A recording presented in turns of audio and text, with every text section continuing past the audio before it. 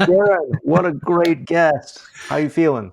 Oh my gosh, I took notes the whole time, and I know like I Yeah. edit this podcast, so I very easily could have been doing that after the show. But I was just enamored with everything he was saying, the quotes, the one-liners, the insights. I think he's just got such a different perspective into our industry because of the work he's doing, diving into data and looking at what's true. And that to me is like my biggest takeaway. Like, I want to be in alignment with what is true.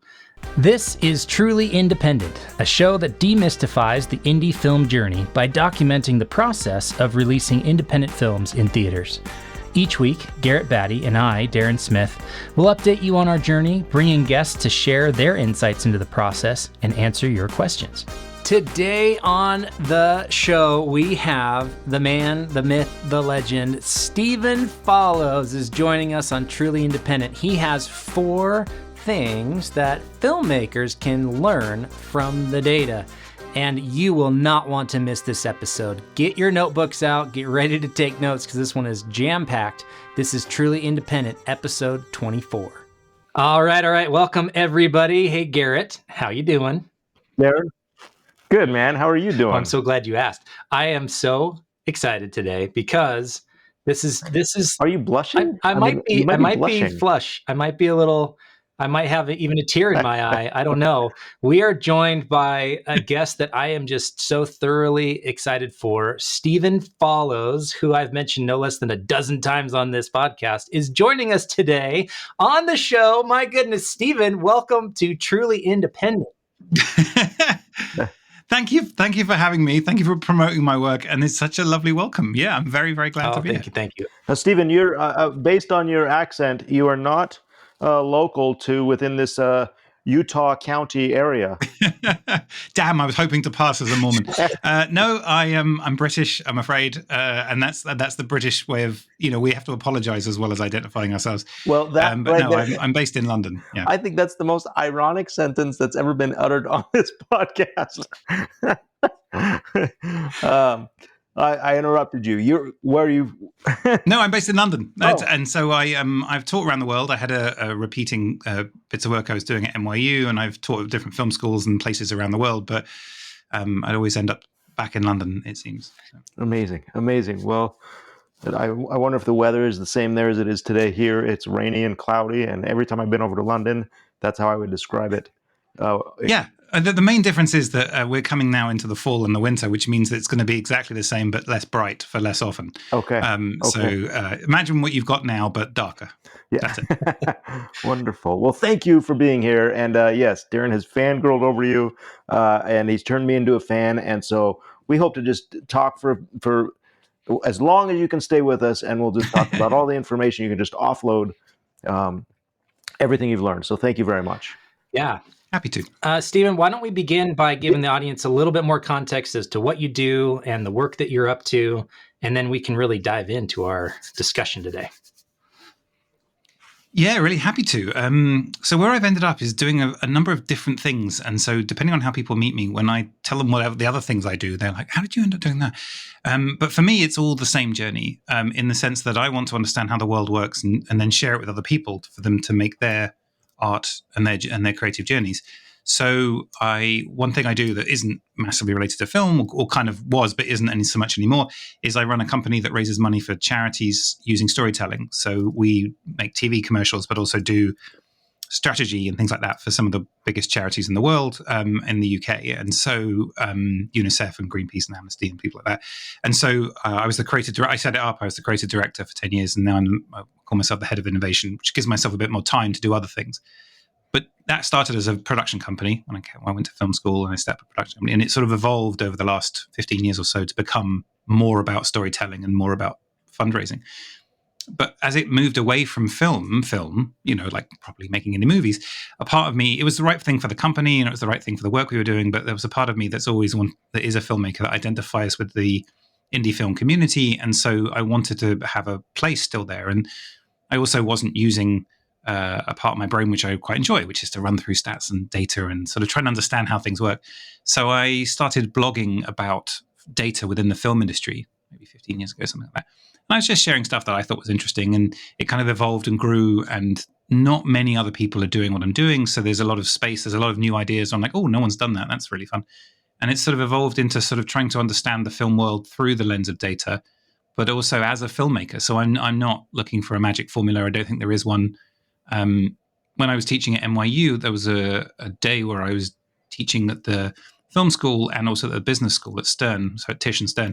And somebody asked me, what are you doing today? And I said, oh, I'm teaching filmmakers how to use data and lawyers how not to.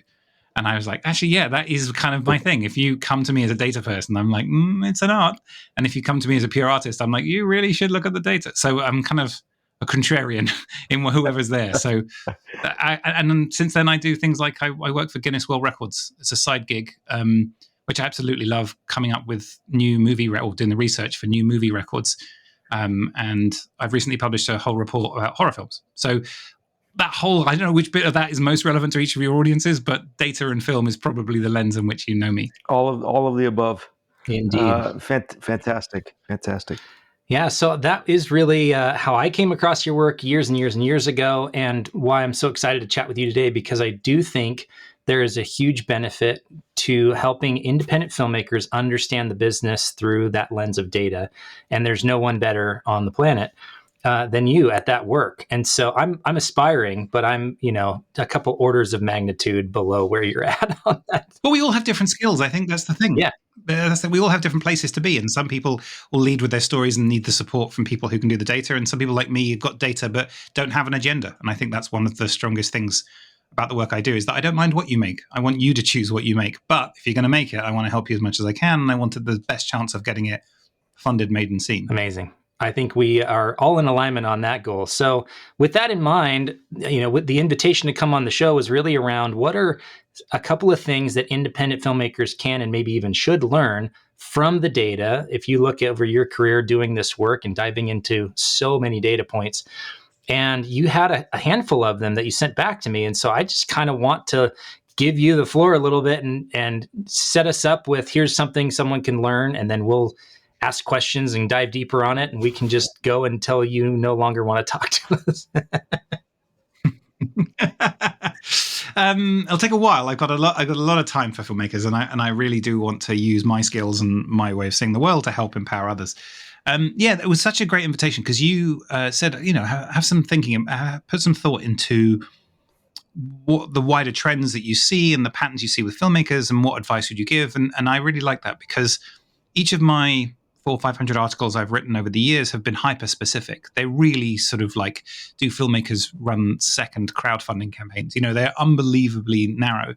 But across all of them, and in my time teaching at film schools and meeting filmmakers, there are sort of wider lessons that I've learned.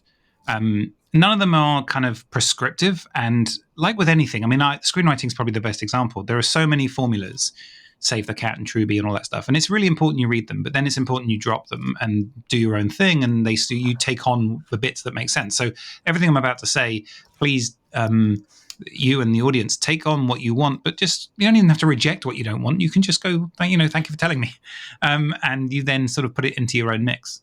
But the first thing I was thinking about was something that actually relates to what I've just said, which is that you do really need to understand what's come before, but you also should feel free to ignore it.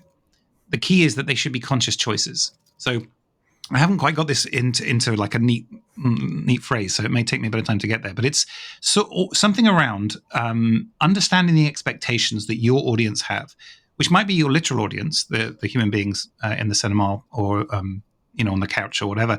But it also might be the third parties, the sales agents, the distributors, the press, any gatekeeper, anyone you have to deal with. They are your audience. And arguably, if you're selling it through the traditional methods, you never meet your audience. You never sell to your audience, because you're getting a minimum guarantee from a sales agent or a distributor or exhibitor or whatever. So it's a bit different nowadays with self-distribution and with people having connections via Patreon or subscriptions, or even just Substack or anything where you have a connection with the audience. But let's use the phrase audience here to mean anyone that you're having to deliver to and is a gatekeeper in some way.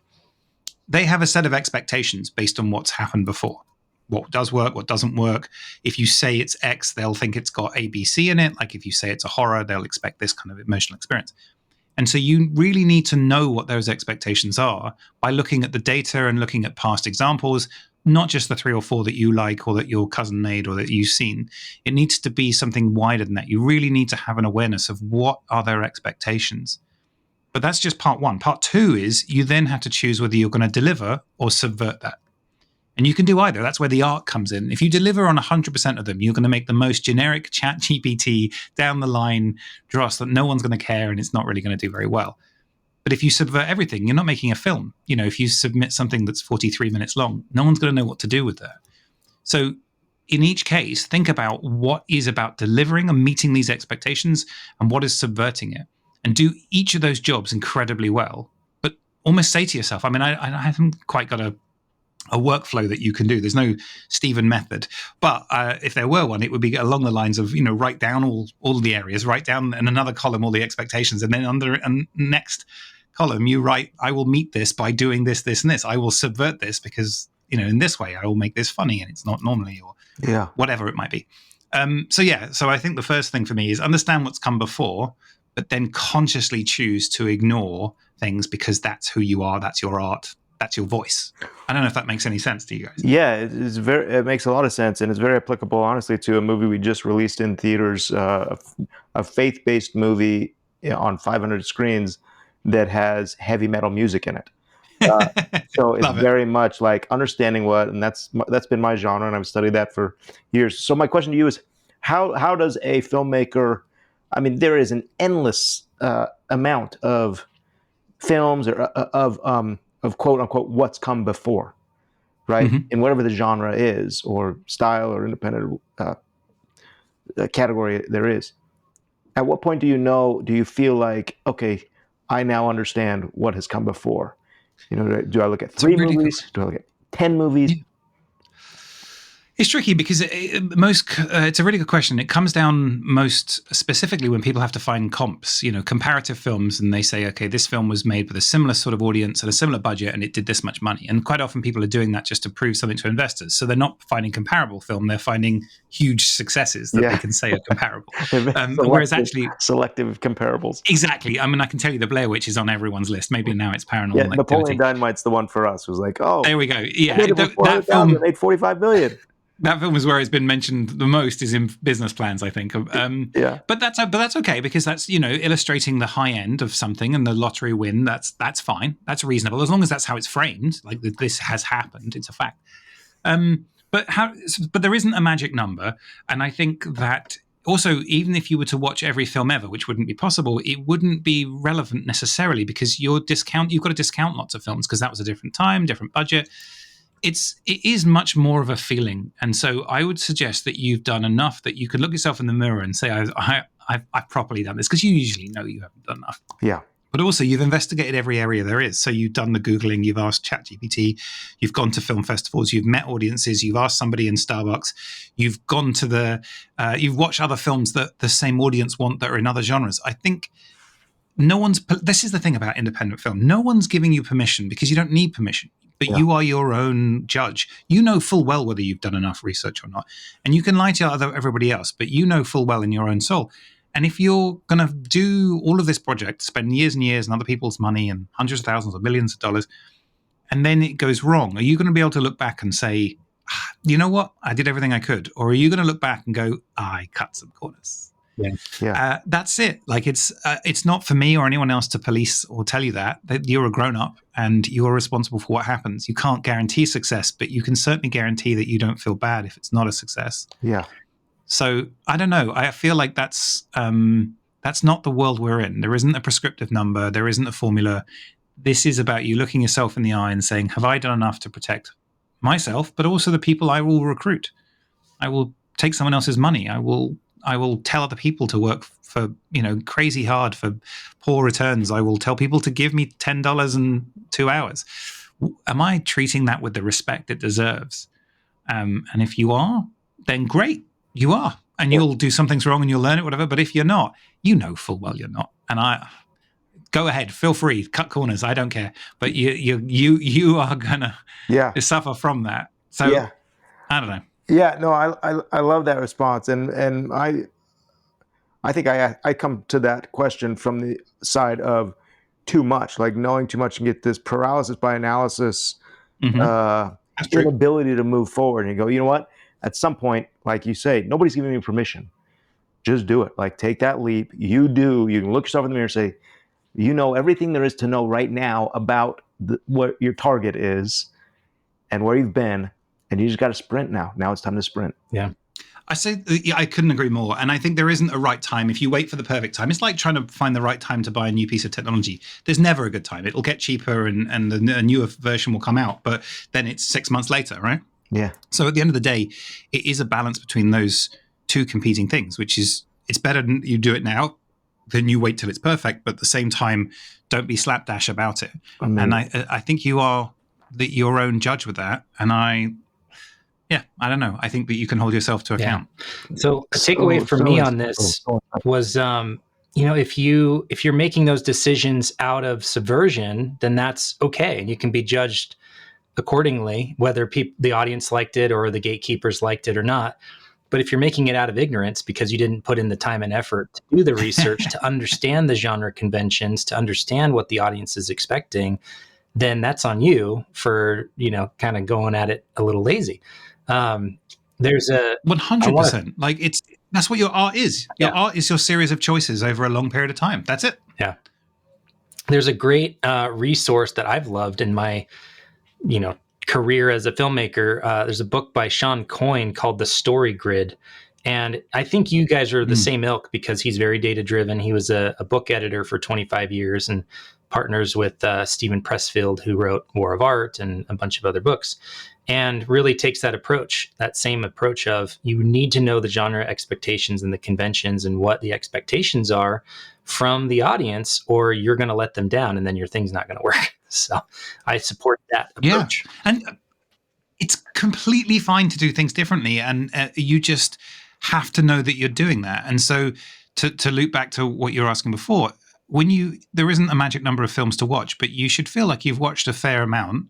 And the real test is whether you can chat with the audience members. And so I can't remember who told me this, but a long time ago, someone told me when it comes to pitching and screenwriting ideas, you got an idea for a movie, pitch people in Starbucks and see if you can get in the queue and see if you can get their attention and keep their attention. And I don't know whether people actually do that or not. I think you should. I'm not sure I've got the balls to do that. But if you were to do that, it would be a very real test. But you can do that now in other ways. You could put out some Facebook ads for a movie that doesn't exist. You're not going to you're not taking anyone's credit card details. You're not doing anything nefarious, but you can do a bit of testing. And you could learn a lot from, there's the Lean Startup, which is a Silicon Valley style, how they deal with creating startups of new technologies that don't exist. We don't copy the exact model, but they do talk about how you could test whether an idea, your theory is that this horror film is such a good idea that everyone will buy it just on the idea. Well, mock up a poster, put it on Facebook and see how many people click on it. And if no one does, you have to explain that somehow to yourself. And if loads of people do, great, you've got a data point and you can be like, I just did this little test, or I did a short film, or I talked to my audience, or whatever it might be. But action is better than nothing, I think. What are there resources for data as well? We've talked about watching films and kind of looking at that, but aside from Box Office Mojo, where might an independent film go to say a filmmaker go to say, hey, I want to create some comps. Now I've watched a lot of films and kind of know what I want to create. I need to deliver some comps and actual information to my investors. I think one of the hard things to deal with is the fact that most films shouldn't exist. And I'm not saying that I don't want them to. I'm just saying that there isn't, like, people frame it as if there is a place they should be able to go that can prove that they're right. Yeah. That's not the case. But that doesn't mean you still shouldn't do it, because the point is your passion and you should make it. Films aren't inherently good or bad, or inherently should or shouldn't be made. You make it real or not. So the sad answer to that is there isn't a place you can put it in, get the answer you want, copy and paste it, put it in your plan and move on. Because not only does that place not exist, it also probably wouldn't prove your film. But then again, almost all, Napoleon Dynamite's a terrible idea to make. What an awful idea and yet massive success, and good luck to them. So there's no secret site. Obviously, if you have money, you can, like, for example, if you have hundreds of dollars to spend on comps, you can go to the Numbers website, the-numbers.com, and they have a professional comp analysis where they've done all sorts of estimates, and you pay them $100 or so per film comp, and they'll give you all the breakdown and stuff. You should do that. That's great. Yeah. But that's above and beyond most filmmakers, partly because we don't have the money, but also because you might be developing 4 or 5 films. And if you have 10 comps, you're spending thousands of dollars straight away. But you can look at what films are recommended. You can read the reviews, see what the audiences recommend. Recommendation algorithms are getting better and better. So if you look through all the different sites like Letterboxd or wherever else, Movie Insider, and see what they recommend when you find some of the films, and then you sort of try and think about what's a comparable film for your audience. So it's not necessarily this has the same actor in it, because the actor may have played lots of different genres or whatever. Yeah. But it's like, what is a comparable experience for that audience member who's like, okay, we're going to watch movie A tonight, right? Everyone ready? We're all on the couch. Let's hit play. Oh, it's not available. What else are they going to watch? What's the emotional experience that's a substitute? And that might be the same budget range, but it might not be. And certainly some things in some genres are more important. So if it's a religious film, it's going to be far more important to its religious quality. Whereas if it's horror comedy versus a comedy horror, it may not make any difference, because they fundamentally want to be a bit scared and have a bit of fun. So there's no shortcut to the grind of watching the trailers, going through IMDb, clicking through the journey, going on Reddit, searching, asking on Reddit as well. I really loved X, Y, and Z. Can anyone tell me some other comparable films? You have to invent that journey. And filmmakers don't want to do this. Yeah. Nobody runs away to do the funding for the circus.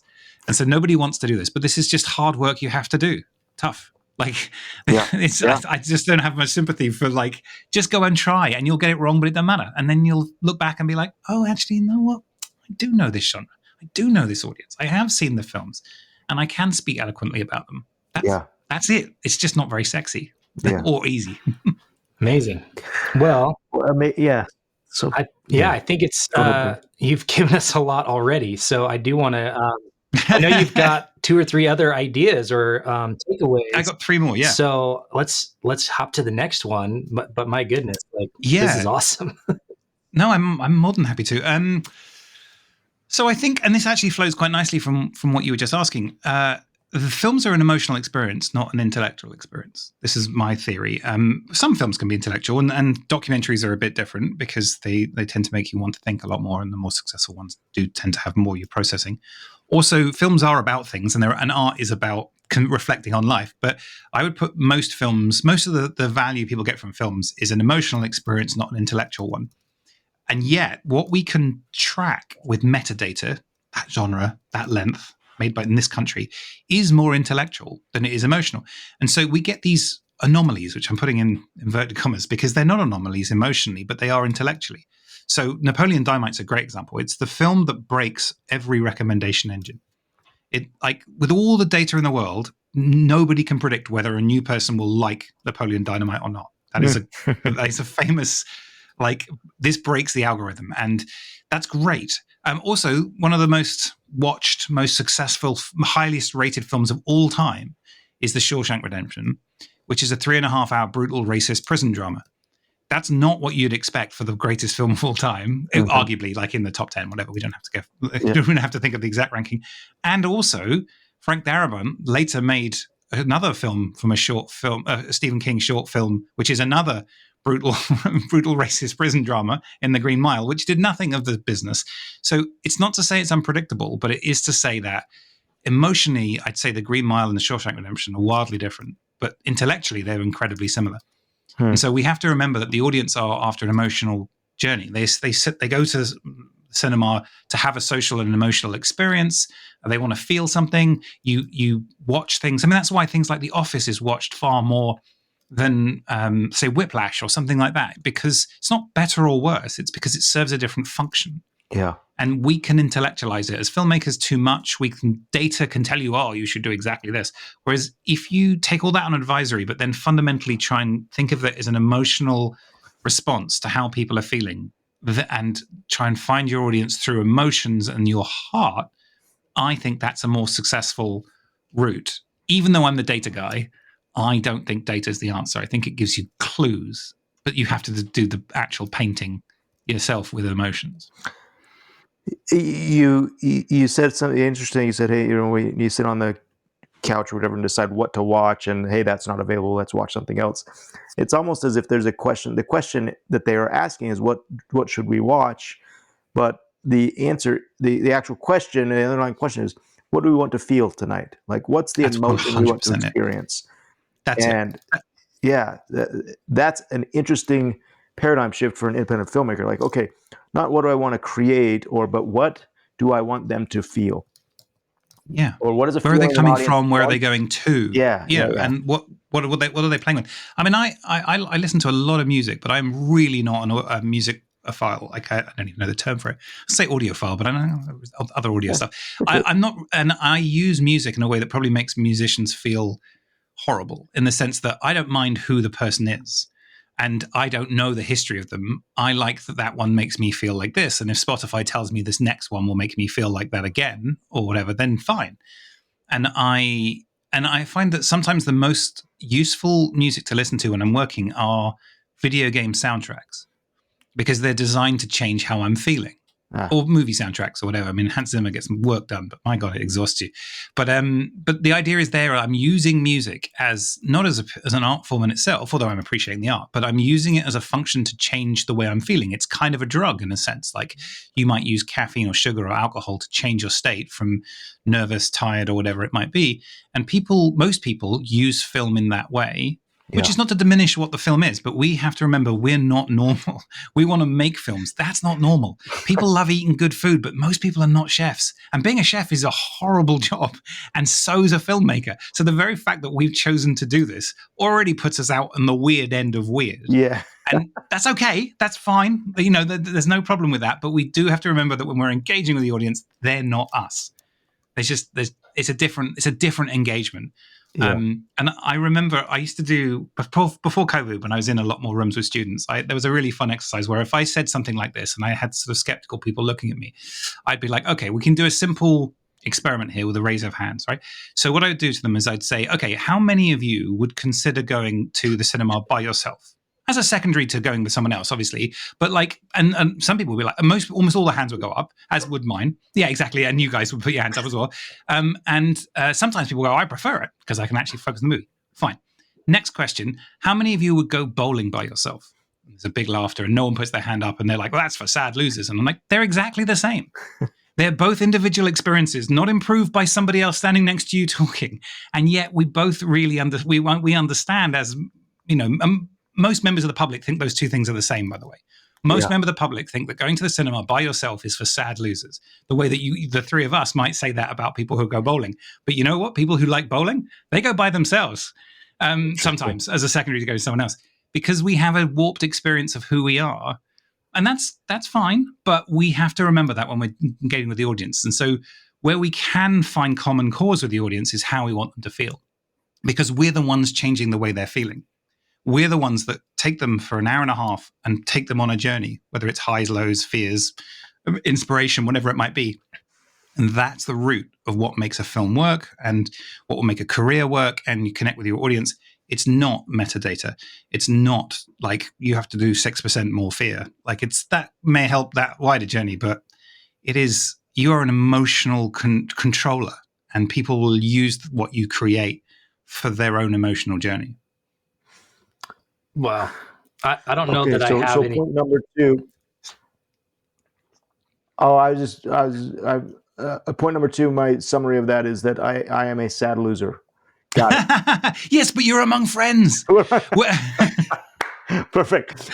I'm the saddest loser because I actually love bowling alone and used to be, I started. Wow. I found the Venn diagram of people. I didn't know people like you existed. I started a bowling league when I was at college. I worked at the bowling alley there. I had 185 bowling average. I'm a nerd when it comes to bowling. So I didn't know that, Darren. I did not know that you.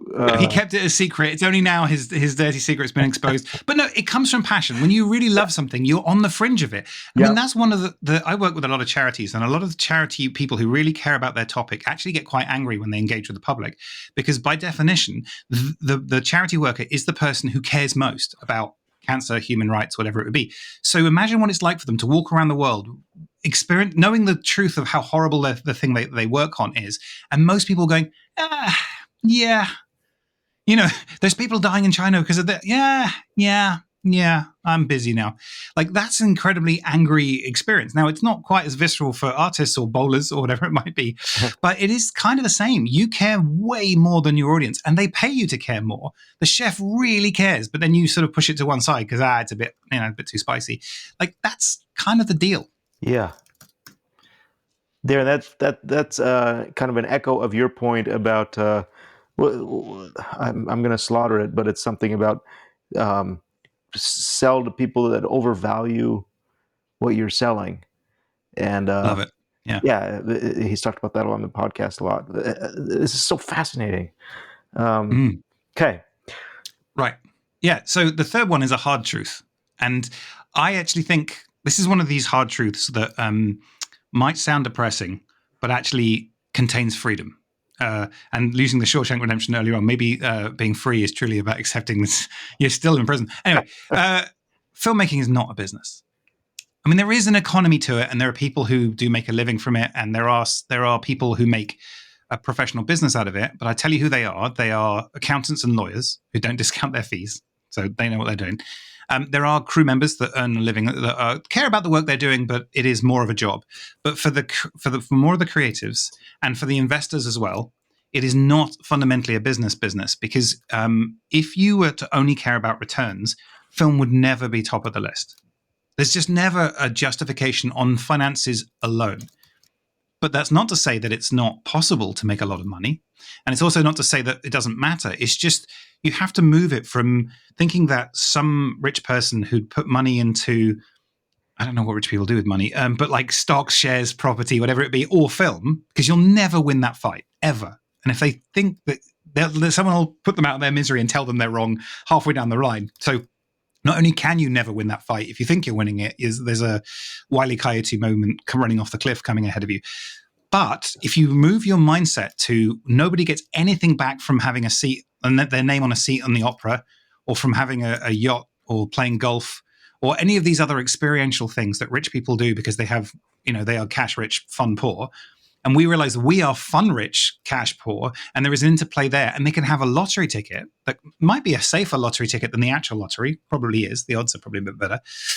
Then, although the return's not quite so good, then I think we move to a place of like, okay, we do need to do the best we can to make the most commercial decisions that are appropriate for our audience, especially if the investors want that. However, we have to realize that fundamentally what we are, the rarest thing we have is the journey, the passion, the art, the individual, like, please support me and support this film. That is our true value. And when we trick ourselves into thinking we are business people, I'm going to put on my business suit and I will prove that this will make money, it really won't.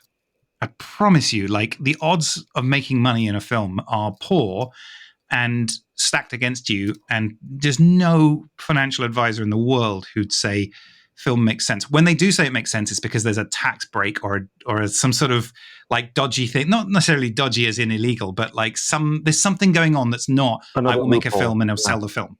Yeah, exactly. Darren, we can edit that section out. Just cut that all out. It's freedom. It's a good thing. You don't want to do it anyway. You've been institutionalized, you and everyone else, to thinking you have to sort of make a big business case. And the truth is, there isn't really a business case.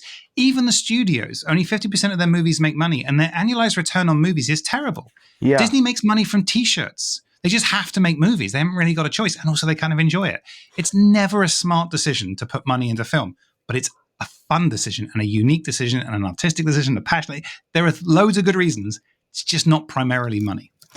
So that is so key to realize and accept and embrace, and then to sell, like to make that a selling point. And Darren and I just did a movie 2 years ago in South Africa, and it was from like you say, our investor was perhaps a cash-rich, fun-poor investor, and 90% of our job was to make the movie, and 10% was to let them have the experience of making a movie.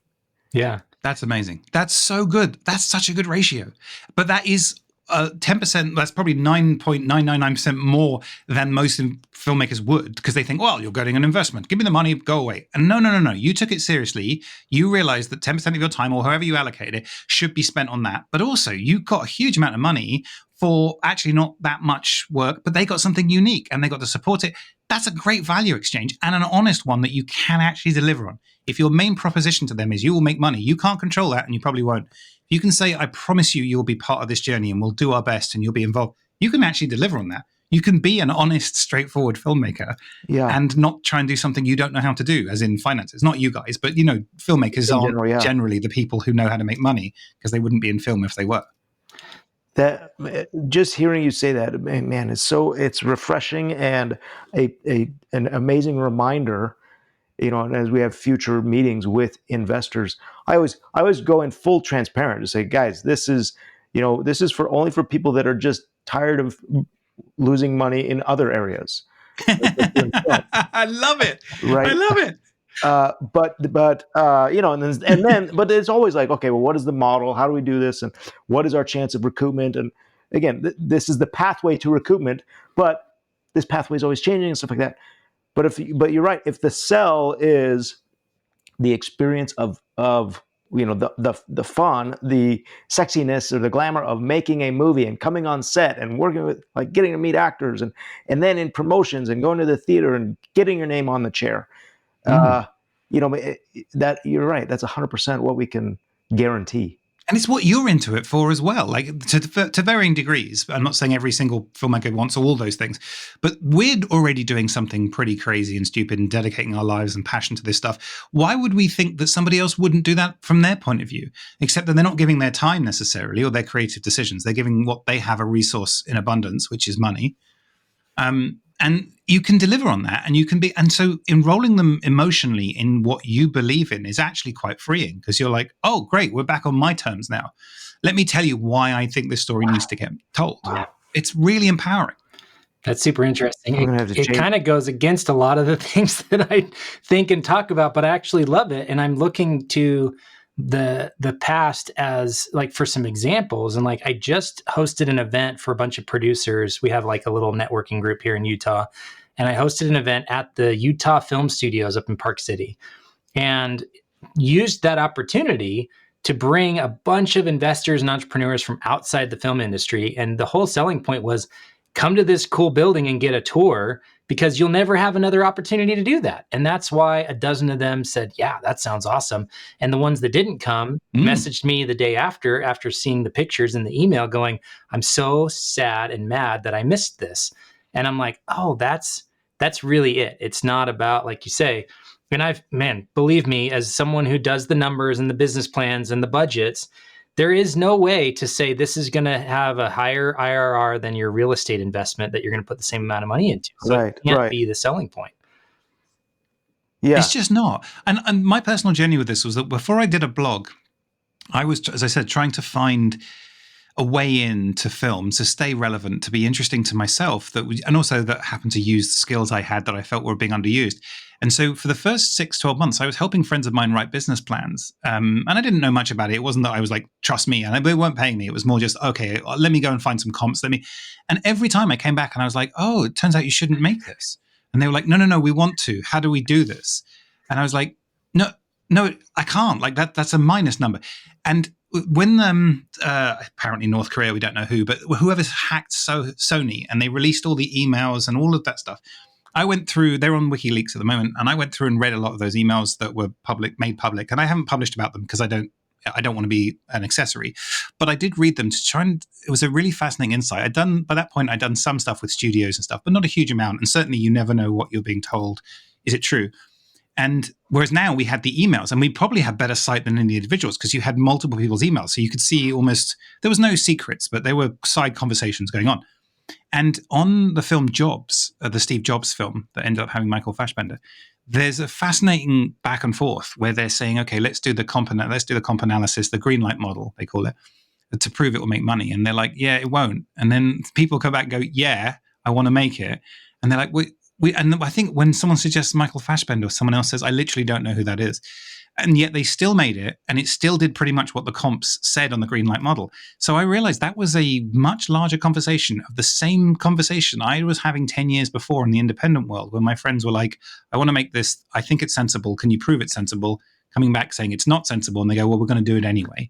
And I'm glad they did. I liked that movie. I thought it was good. It was good casting. And so, I don't know if Sony made or lost money on that one. I can't remember. But frankly, I don't care because it exists and I enjoyed it. But they were trying to do the same thing everyone's trying to do, which is I have a passion.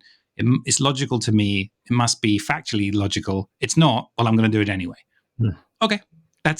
I think that's how good things get made. I don't think good things get made logically.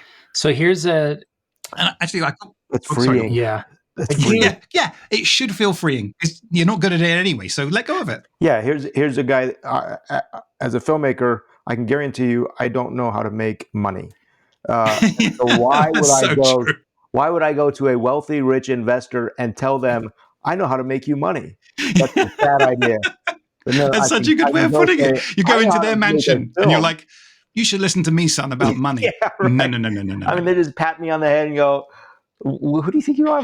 Yeah. But whereas you can get a building, I can make a movie. You know, you can call someone and get someone and then put on some nibbles, put on some movies, get actress friend of ours down, an actor friend, whatever. You can do all that stuff without even thinking. The way you said, we set up these networking things. It takes effort, but you have access and knowledge. And for them, they're like, oh, wow. So do a trade, you know? Yeah, that's cool. So here's you can give a short answer to this if you want, but do you think there's an opportunity there for some entrepreneurial and enterprising young filmmaker to say, I actually want to crack that financial bit, or is it kind of a losing battle? It's a really good question. I'd say that I see patterns now of the same kinds of people coming into the film industry. It happened a lot during the financial crisis, where a lot of them were made redundant and decided, but still had some cash, and they were like, "Oh, now I'm going to finally follow my dreams."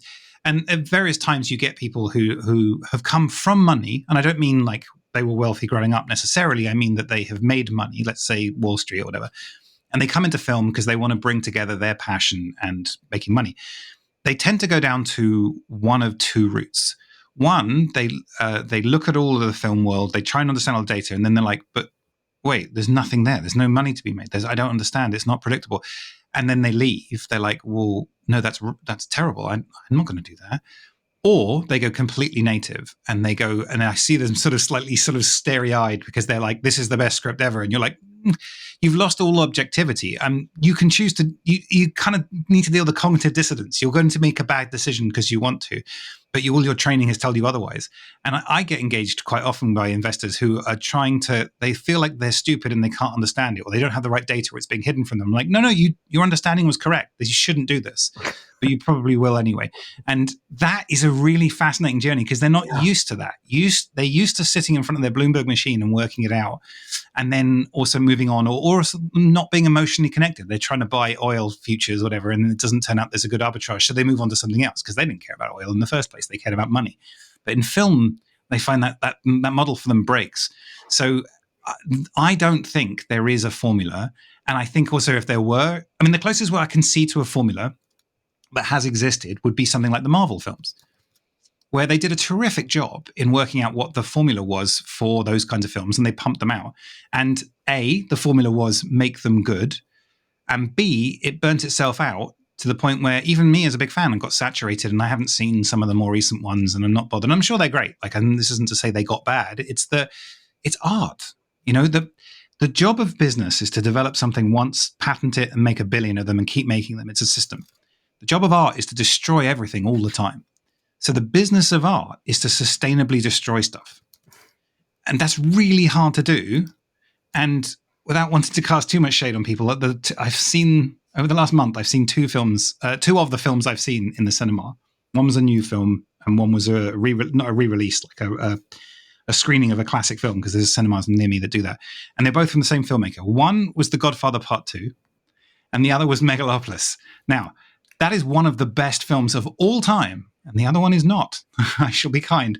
But my point is that even someone that talented can make something that not the best film of all time. And so there isn't a formula. Even Marvel can end up having mistakes, or, you know. So there isn't a formula. There's just hard work and a bit of luck and fortune and a fun along the way. I don't know. That's what we should really be hoping for. Yeah. That's very enlightening. I hope people actually listen to this. I've got one data point on this point nice. Before I move on to my fourth and final one, which I thought was really fun. So the journey of this is that Bruce Nash, who runs the Numbers website, and I were engaged by the American film market. Every year before COVID, we would write 3 or 4 articles, and they were amazing. They said, look, you can write anything you want. Just, we'll give you a little bit of money. Go and do some research.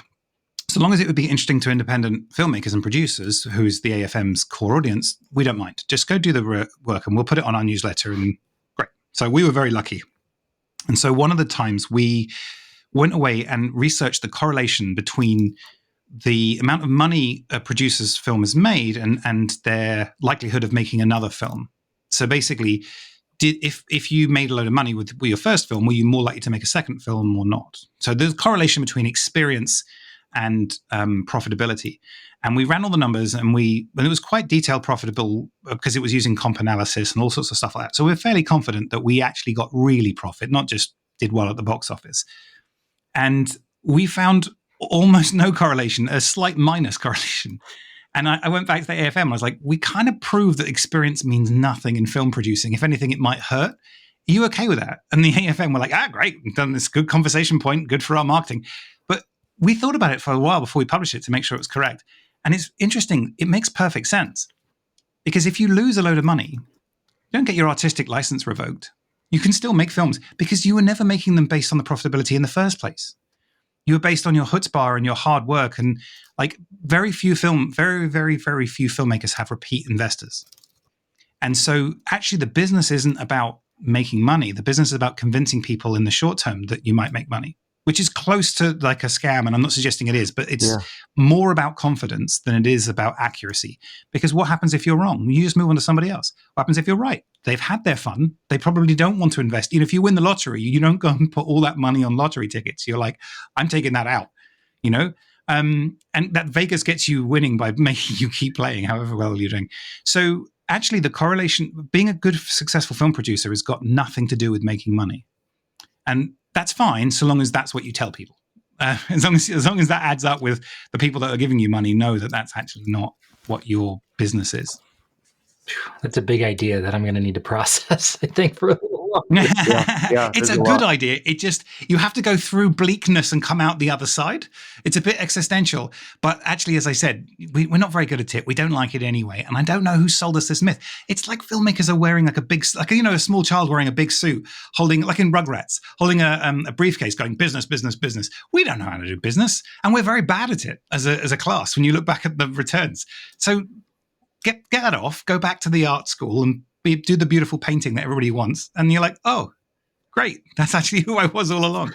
It is interesting. Yeah, it is interesting to process because those conversations are still coming up on like, how do we mitigate those risks and where do we set the budget up? And maybe in processing, I have to say, okay, well, ultimately, let's define the goal. And if the goal is to make money, I'm probably not the guy to have that conversation with you anymore. Right? Let me introduce you to my realtor friend. But if the goal is to make a film, I'm the best choice around for this particular. That's exactly it. I couldn't have expressed it better myself. And you are the best choice for your type of film. And you can do that honestly. You can do it well. And they're backing you for being you. They're not backing you for using the right three sentences or words, or because you mentioned Napoleon Dynamite and Paranormal Activity. It's an ethical, safe place to be, and it uses your strengths and who you are as a person. Yeah, I feel more ethical that way than having the conversation of, well, they get tax rebates and they get this and that, and if we do this, then it'll land. We all know that's lightning in a bottle. And do all that stuff, definitely as a secondary thing, 100%. but don't lean on that. And if you think that's the reason they're giving you money, don't take the money. It's not going to go well. I'm not even saying it's wrong to do it. I'm saying it'll go badly because they'll realize, or someone will tell them. So my last one is something that we've actually touched on a little bit, but I think audience is the most important thing. And as I said before, audience can mean any gatekeeper. So let's say I've got data to prove that something isn't true, but if all of your sales agents believe it to be true, it's effectively true for you because you're dealing with those people. But putting those people aside for one moment, when I'm using audience in this particular final point is about the people who will watch your movie. And they are the people who, with all the expectations that you will create from the title, the poster, maybe the trailer, but certainly the casting, anything they see before they make that choice, they are the people that you have a psychic, emotional, creative link with. And so you need to know who they are, not in a data sharing way, but like, who is this movie for? What do they expect? And how can I surprise them in a way that feels satisfying? How can I give them something that they go, oh, wow. And I think about that a lot with food, because I'm not a bad chef, but I'm not a chef. Like, I'm not a bad cook. I can cook a little bit, but I certainly can't do anything that when I go to restaurants and there's a nice restaurant, I'm like, how did they even do this?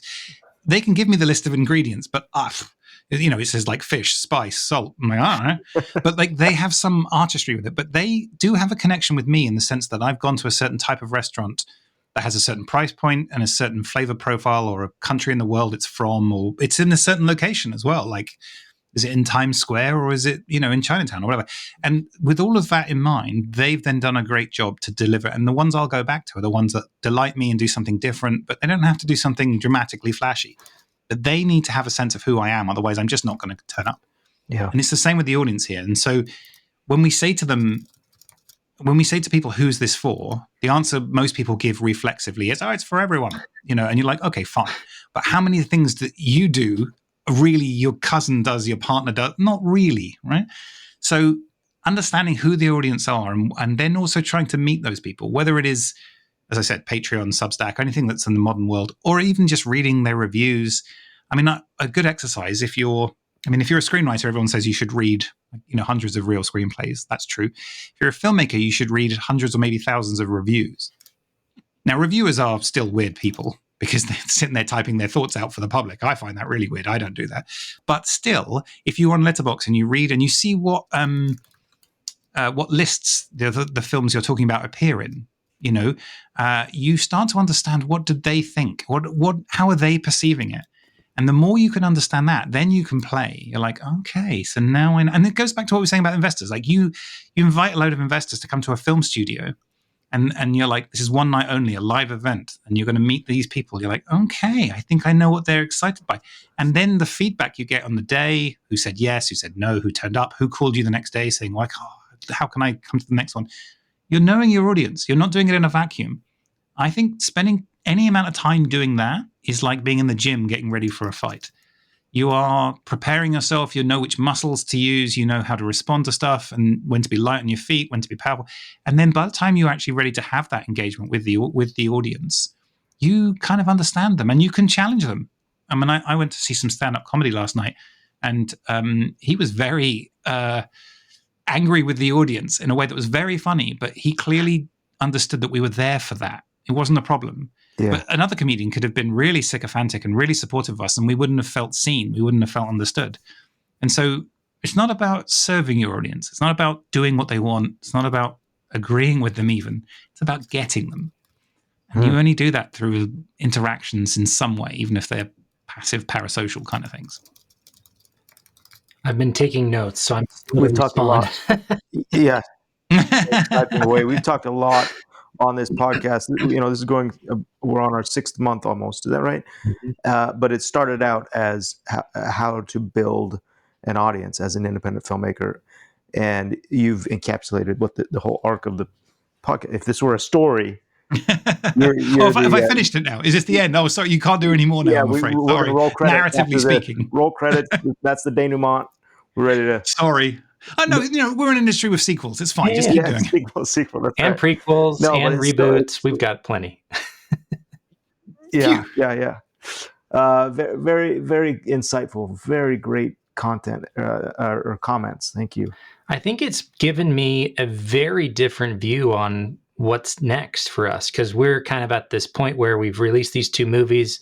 We haven't been on set in a year. At least I haven't, not on a feature film set of a film that we're producing and directing and that Garrett's written or anything like that. But as we step into the flywheel again, as it goes to the next rotation of, okay, we're going into development and pitching and fundraising.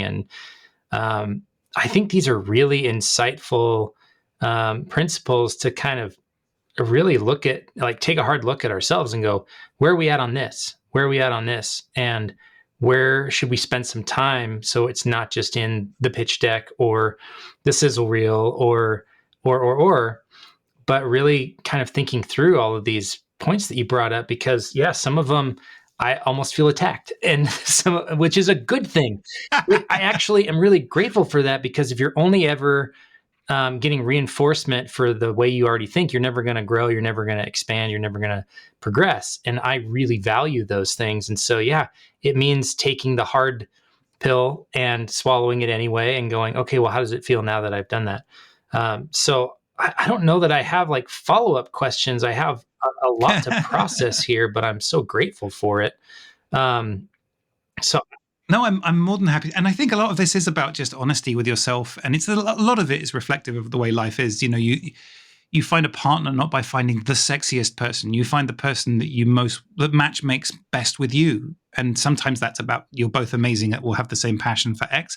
Sometimes it's that you're both bad at Y, or whatever, or even that you're complementary and one of you tidies up and the other one's messy. Whatever it is, it's matchmaking, not about a race to the thing. And the film industry itself is so full of, it is the essence of the film industry is storytellers telling stories about how they tell stories.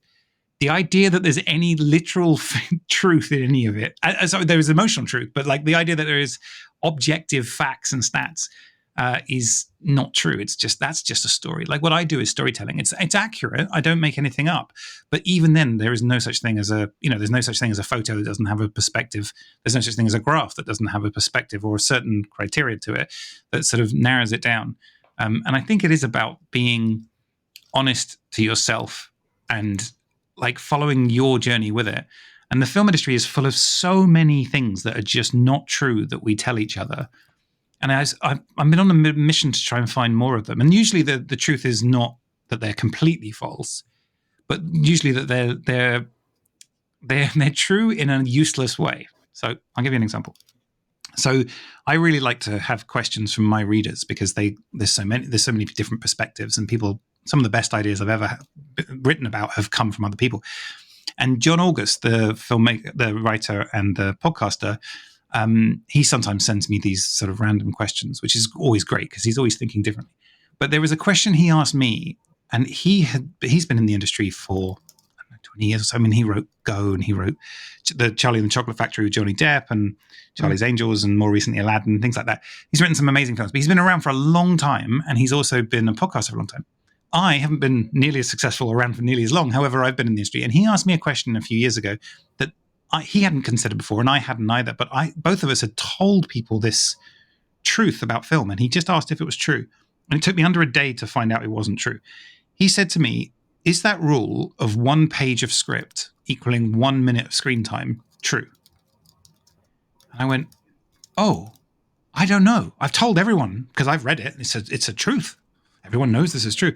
And I was like, actually, that's not hard to find out. Like, it took a bit of work, but I can't remember how many hundreds of screenplays. I looked at the running time. I made sure they were the same format. I looked at the correlation, and it's not really true. It's kind of true, as in it's not massively out, but it's true to the same way you can say, should you look left and right before you cross the road? The answer is, in the big sense, no, because mostly there's not a car there. But every single time you stand there, you should, because the consequences are really important. And people use it like it's gospel. And the truth is, it's vaguely true, but not practical. And it took John decades to realize it. And then it took me also decades to realize it. And it took a day to figure out. And the film industry is littered with things that people are and John was telling me, people are using shorter words in their script because it's 2 pages too long. And he's like, this is not changing the screen running time, but I can't use disproportionately in the description because it's, and he said that, and he didn't give specific examples, but he said he has done this on films for major studios. How do I make this shorter without making it short? What a waste of time, energy, talent. What an empty thing because of this rule that everyone has just accepted. And nobody said, is it true? Anyone could have figured it out. And so I think the industry is full of stuff like that. I'm trying to uncover more of them, but there is a kind of like, oh my God, Emperor's New Clothes everywhere. So as a side note, if any of you readers have any, and listeners have any suggestions, get them to me because I'll go and check them out if I can. Yeah, but it really reminded me that just because everyone says it, just because I've said it, just because I've read it everywhere and I've never heard a dissenting voice, doesn't mean it's true. I love that. So what is the actual number? If it's not 1 minute per page. There isn't a number. There's a sort of range. There's a really beautiful graph Yeah. that shows the sort of, as it gets longer, there is a sort of gradation. There is a space. Obviously, it's around a minute a page. Otherwise, it wouldn't. If it was 3, it wouldn't work. Yeah. As a, in the same way that most stereotypes are based on some truth. Otherwise, they wouldn't be stereotypes. But you shouldn't, when you meet somebody, respond to them entirely based on the stereotype, because first of all, that's racist, but also, or whatever it might be, but it's also dismissing them as a unique person, and maybe they have 8 of the 9 traits that you think they might, but not the 9th. It's the same thing here. It's largely true, but not useful, because you can have a bit that says Lord of the Rings, the 2 armies face each other across the thing and fight to the death. And then you can have a fast talking, like interrogation scene between 2 comedic people in one room. Yeah. And those are not the same thing. They're just not. Amazing. My goodness. Well, Stephen, you've given us such a gift of your time and your expertise and all this research. I don't know if you have any thoughts that you want to leave us with, or Garrett, if you have any other follow-up questions, but we do want to be respectful of your time. It's later there than it is here, and you probably have dinner to attend to, but any kind of parting thoughts or anything that you want to tell our audience as they're going out into this crazy world of trying to get films made? I think the thing is that we've chosen to do this. Like, even myself, like I identify as a filmmaker. I'm in the film industry. What I'm doing with stats is no crazier than people making films. Like, it doesn't make any sense, doesn't make any money, but at the same time, it makes me happy. And so I think there's a certain amount of, some filmmakers need to work harder, but most filmmakers need to accept more where they are, and that's fine. You don't have to pretend to be something you're not. You still have to work hard, and the odds are not in your favor, but that doesn't matter. We all have the option to go and find whatever the lazy career that would suit our skills are. Sometimes it might be an accountant, a lawyer, whatever, the family business, and there's nothing wrong with that. But we all know what the backup career is, because we've been asked it by our parents for 30 years until they gave up. But like, we've already chosen to let go of that, so just embrace that. Like, you're on the slide going down. You might as well put your hands in the air and go, wee, because it's a bit late not to. And I think there's a certain amount of acceptance and love that you can do for yourself and your passion, and be like, you know what? I'm living a life of passion. And I can guarantee you, the rich people I know are jealous of us, even though, they have better food and they have certainty of their home. And like, I'm not suggesting we are better off overall, but I can tell you that they're jealous of us in the same way we're jealous of them, perhaps. But accept the journey you've taken and love it, and know that that's your strength, not a weakness. Yeah. Wow. Well, I feel edified. I feel like this episode, selfishly, is for me.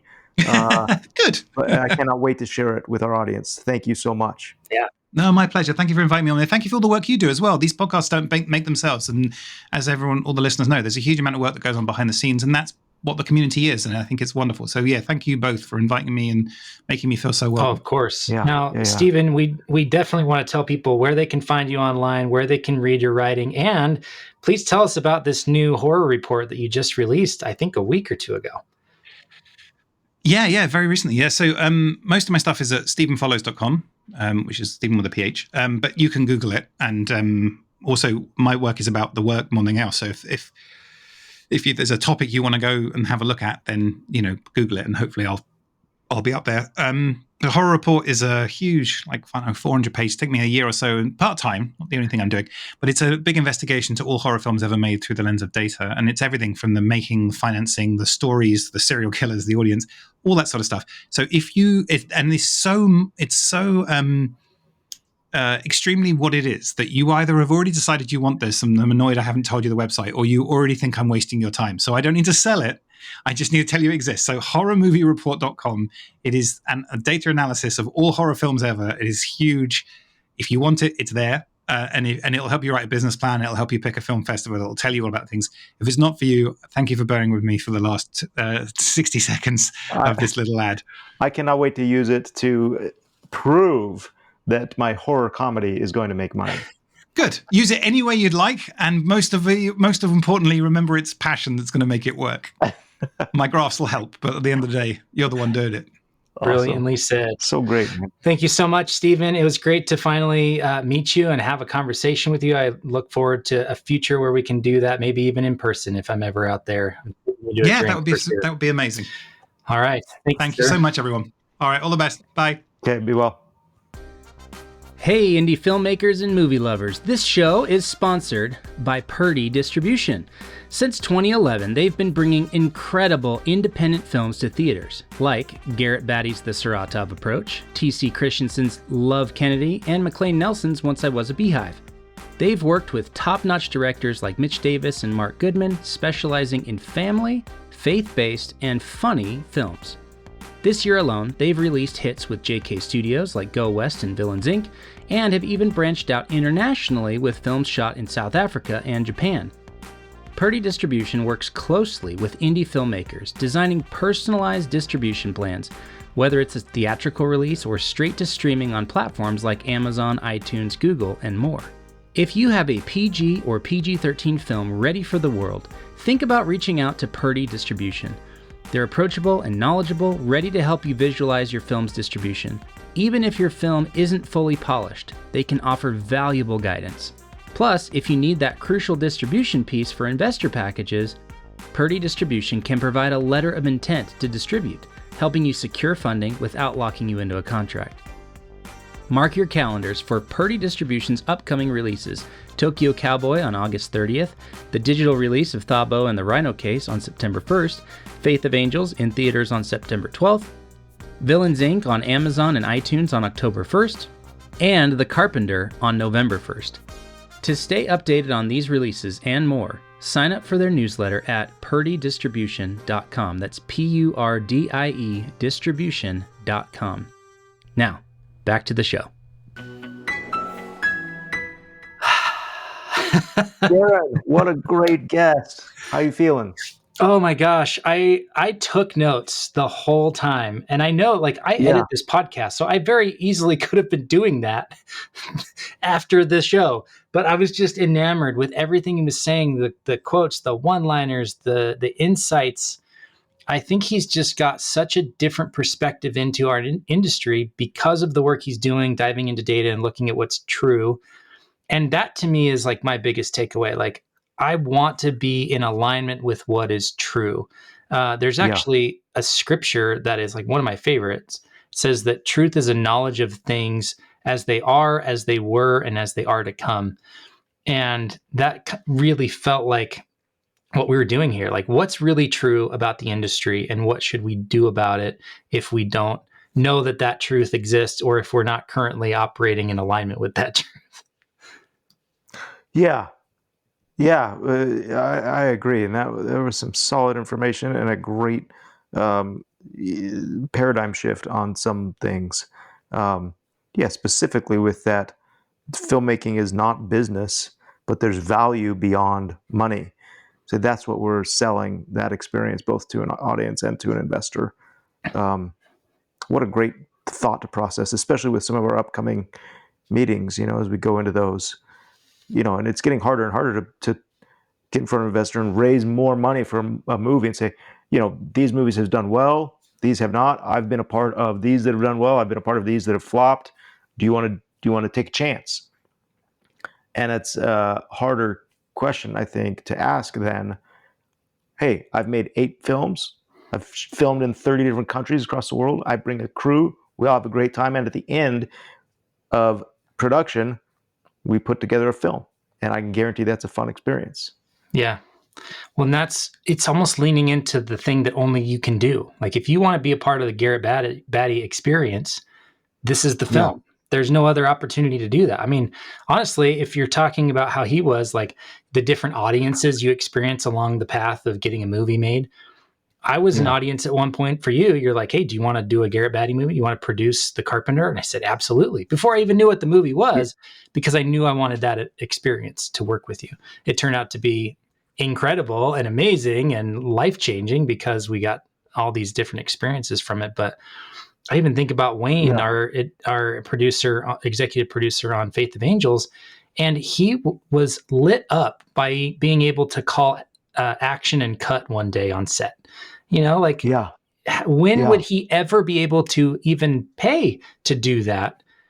You can't buy a ticket to call action and cut on a set unless you're the executive producer of the film and got in that way. So it was a great frame. So then, as an independent filmmaker, as a first-time independent filmmaker, there's the acceptance of like, hey, I am creating. I mean, ultimately, Hollywood is creating an amusement park, right? I'm creating an amusement park. As a first-time filmmaker, I might be creating. I'll have the bouncy house. I can provide a bouncy house. You bring everybody over, we're gonna have a good time. I can guarantee that. Right now that we've done this over and over and over, it's like no. Now we're building, the roller coaster. Yeah, which metaphor works on a lot of different ways. But you come, you participate, and nobody ever at the end of a day at Disneyland goes, "I didn't make my money back." They go, "Oh man, that was worth it. That was a memory well made," and yeah, let's do it again. That is a really good analogy, I think. And I still am leaning towards, yes, we still have a responsibility to be good stewards of investors' money. But as we're pitching the project, maybe it's a reframe there to say, this is what you're really getting. And yes, we're going to do everything we can to return an investment to you. But you need to be weighing this not in terms of return on investment or average rate of return over the next 3 years, but really thinking about, do I value this experience enough to give you this much money? And that probably needs to take more precedence in the way we pitch these things, which is so interesting because I even told you, don't pitch a creative project. You need to speak investor. You need to talk in terms of ROI and IRR and all these different business and investor terms. I'm questioning how true that is now. I mean, it worked for Faith of Angels, but I think it's definitely an interesting thing to think through. Yeah, yeah, it is. I think there still has to be that vernacular. You have to be able to communicate in investor speak, but he's helped me see the value of what we have to offer is not, as we know, is not ever going to compete with how they've already made their money. Mm-hmm. An investor is never going to go, oh, I'm making 25% in real estate. Will film compete with that? No, it never, ever, ever, ever will. And if it does, and you take credit for that in and itself is a mistake. If you do hit a Napoleon Dynamite, and you go, see what we did? Nope, you didn't. So yeah. Oh man, lots to process. I loved that conversation though. It was how cool of Stephen to take the time to do that with us. I know we're going long today, but I'm okay with it. So let's talk about The Carpenter. We are recording this on Tuesday, November 5th, Election Day of all days. And we just had our opening weekend of The Carpenter. So man, you're finally back at home. You've been remote the last 2 or 3 episodes because you've been premiering the movie all over the place. Tell us about how you're feeling and how it's going. Okay, well, yes. So The Carpenter, again, we set out to hit the goal of 600 screens, top 10 box office. We've done everything we can to do that goal, knowing that there's always going to be variables, these last minute changes, other films releasing, whatever it is, or just, audience reception of the movie, whatever it is. But so it's so nice to be home and to look at the numbers. I just typed in Box Office Mojo, and for the first time, Carpenter popped up on latest dailies. I've never seen one of our movies without having to click on it, like it's on the homepage, which is kind of cool. So yes, we opened. We ended up opening on 500 screens, not making the top 10. But as far as how I'm feeling, I feel really good, especially after that conversation with Stephen. It's like the experience that the Krebs family wanted and paid for. I didn't pitch them an idea of here's how to make money in film. They came and said, we want to make a film. And I can say we delivered that beyond their wildest dreams. And evidence of that is that each one of these red carpet premieres, they had their entire family, like their, all the kids and the grandkids, and everyone is there walking the red carpet, smiling the entire time, whether we were in San Diego or Atlanta or Nashville or Dallas or Salt Lake, they were all there. This was their experience. This was their trip to Disneyland.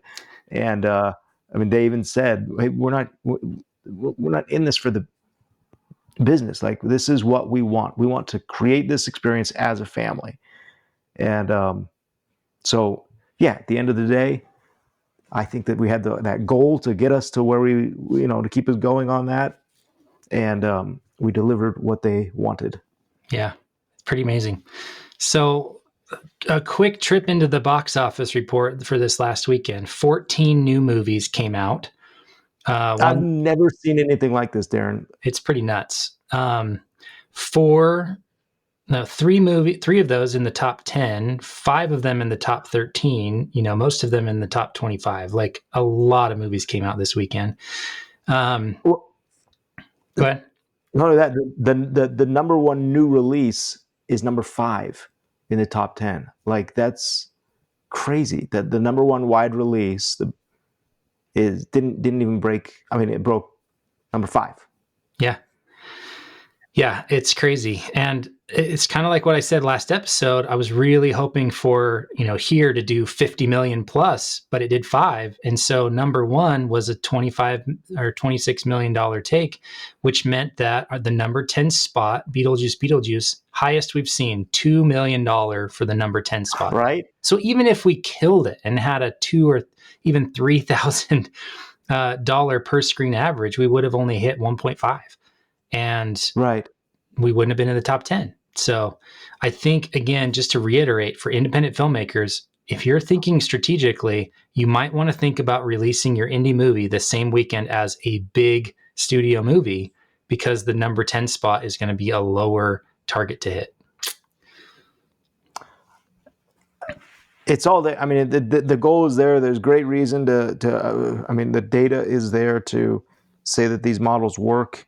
And it certainly formed and fashioned and defined our approach to releasing this movie, which was great. I think that if we were to just say, oh, we're going to release it and see what it does or see how many, we wouldn't be at 500 screens. We wouldn't be, we wouldn't have had this podcast.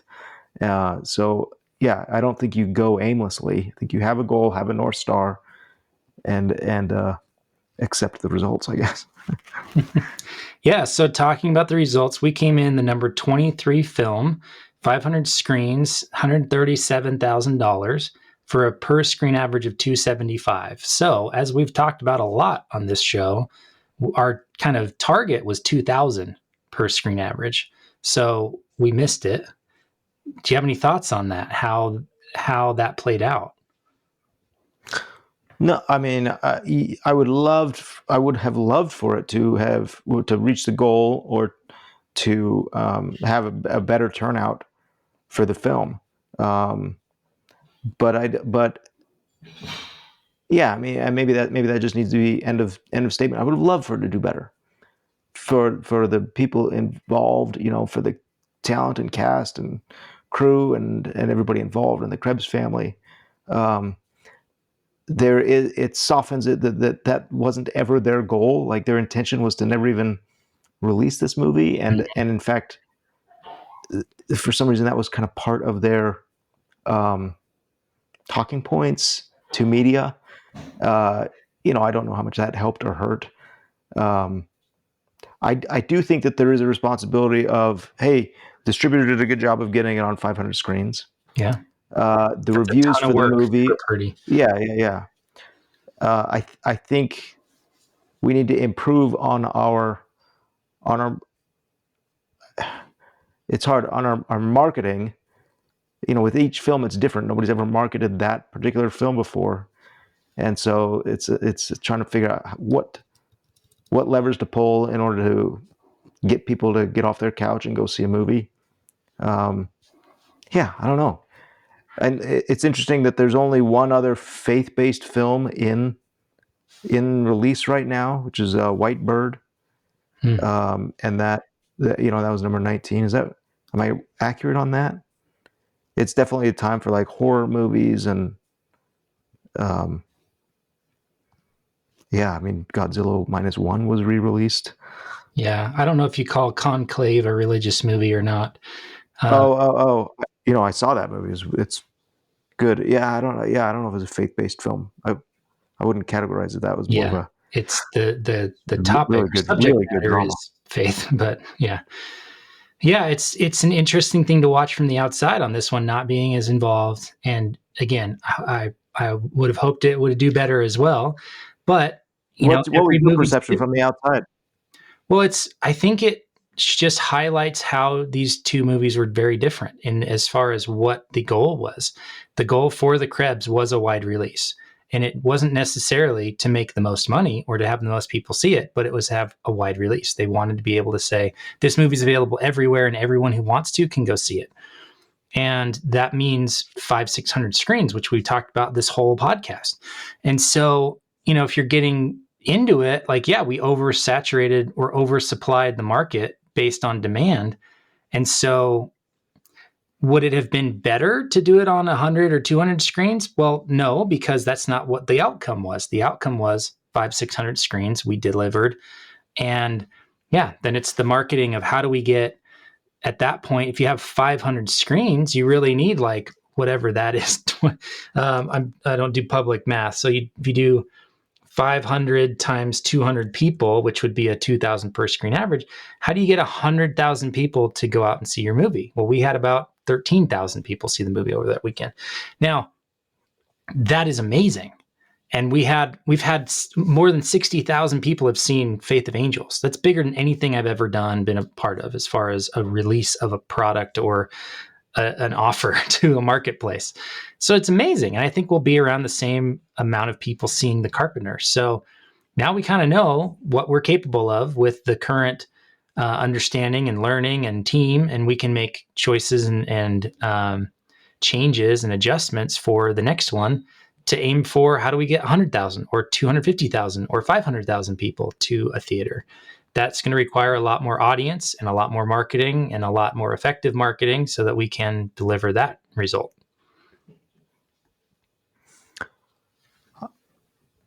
I had a cool experience. I don't know. It's kind of a reminder, as you're talking about having people see the film, and I was in Dallas or one of these cities, and I was walking down the theater. I had gone to a different theater to watch Conclave. I was watching Conclave in the afternoon prior to the screening, and walked down the hallway and was just kind of there as a customer. And I think I had my popcorn or my ticket or whatever, and walked past a bank of posters and was that, there's that movie, there's Carpenter, there's that movie. And I just kind of kept walking. And then it hit me like, no, stop. Like, stop and appreciate what you just saw. Like, that's the movie you guys made, and it's a poster and it's being advertised.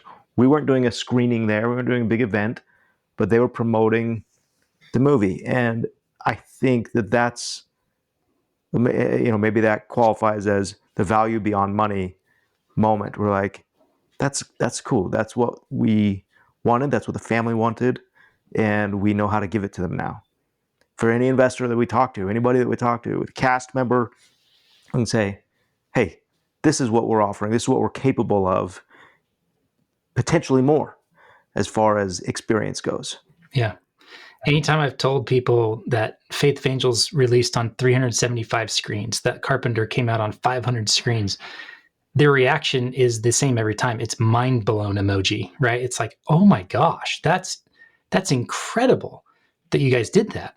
And again, maybe that is or isn't or should or shouldn't be the goal, but like the fact that happened, that there's enough demand from that audience of theater owners and theater bookers to want our movie, that says a lot about the quality of the film that we made. And yeah, it's about figuring out how do we unlock and grow this audience so that we can, in effect, get more people out into a theater opening weekend. Yeah. Well, Darren, this has been a fun journey. I mean, we started out the podcast with Carpenter and saying this is what we're going to do. And thank you to our audience for going on this journey with us. So what's next? We haven't talked a lot about that. Do we need to take a break, or what's next? What do we want to do? I definitely want to hear from the audience. Like, if you've been listening this entire time, this is episode 24. Like, what are your thoughts, and are there any lingering questions or anything that we should cover as far as distribution and releasing the films? I think we now start pivoting toward, what does maybe a season 2 look like? And that's covering the development of the next project, the financing and pitching and all of that aspect. Maybe that's season 2, and season 3 covers production and post-production or something like that. That's kind of how I'm trying to think of it. Nice 3X structure for the film nerds out there. I don't know. It feels like both of us have some work that we're diving into and setting up the next project or projects. And so we definitely should be covering that the same way that we've been covering the distribution. I think that I would love that. I'd love to start our second episode or second season on developing. You and I both have meetings this week with potential investors. AFM is happening right now, and there are conversations about scripts that have been sent my way and what we're going to do next. And I'd love to hear from an audience. Is there interest in that? I love recording this podcast with you. I love talking about it. We don't have a film to release, so we'd have to come up with something that would be interesting to our audience. Yeah. So let us hear it. Okay. Exciting times ahead. And please, if you've made it this far in this episode, you need to go share it with everyone you know, because Stephen Follows delivered today. And I think it's the least we can do to help this episode reach as many filmmakers as possible. There's so much gold in this episode. So thanks for listening. Thanks for sharing. Garrett, this has been a fun journey. And now we start another one. Okay, man. We'll see you next week. Yeah. Thank you for listening to this episode of Truly Independent. To join us on the journey, be notified of new episodes and screenings, and ask us questions about today's episode, head over to 3coinpro.com/podcast and put in your name and an email address. If you're a fan of the show, please leave us a review on your favorite podcast app and be sure to share this episode with a friend. Thanks for listening, and we'll see you next week. Our intro and outro music is Election Time by Kjartan Abel.